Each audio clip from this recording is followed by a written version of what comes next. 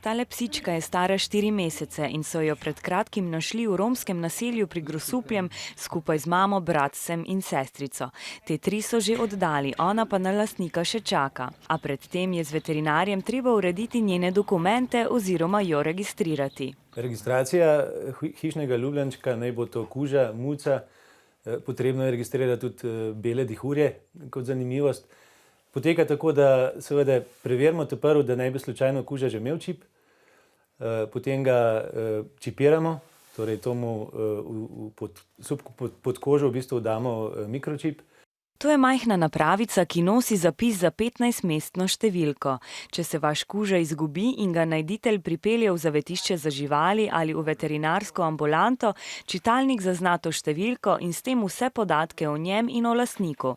Veterinar jo prilepi v potni list in izpolni še druge obvezne podatke. Izpolnjujemo na eni strani vse podatke o živali, torej opis živali, kdaj je rojena, potem barvo, velikost.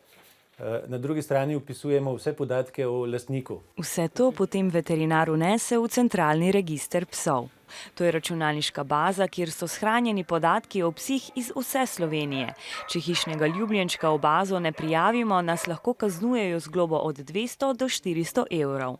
Registracija se opravi tam najkasneje do 3 mesecev oziroma pred vsakim transportom. Psička je postopek registracije uspešno opravila.